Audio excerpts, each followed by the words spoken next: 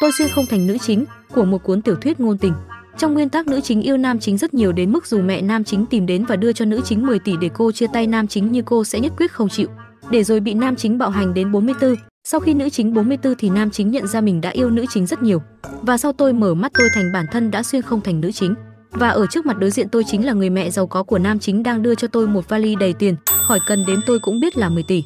Rất nhanh tôi liền nghe thấy giọng nói khinh thường của mẹ nam chính cất lên, đây là 10 tỷ tiền mặt. Hãy biến khỏi cuộc đời con trai tôi ngay, thì toàn bộ số tiền này sẽ thuộc về cô để tôi nhớ coi trọng nguyên tắc nữ chính đã nói thế này, cháu yêu anh ấy là thật lòng. Dù bây giờ cô có đưa 10 tỷ hay 20 tỷ thậm chí cả 100 tỷ thì cháu cũng sẽ không rời xa anh ấy. Anh ấy chính là tình yêu của đời cháu. Sau khi nói xong thì nữ chính bỏ đi. Thôi được rồi, tôi không cần suy nghĩ quá nhiều nữa, chỉ nhanh chóng nắm lấy tay mẹ nam chính và nói dạ con ngàn đời đã ơn cô, từng giờ con sẽ biến liền khỏi cuộc đời con trai cô. Cô cứ yên tâm, với kinh nghiệm trốn nợ thì con trốn kỹ lắm. Nói rồi tôi nhanh chóng cầm vali tiền và biến đi thật xa và sống cuộc đời hạnh phúc.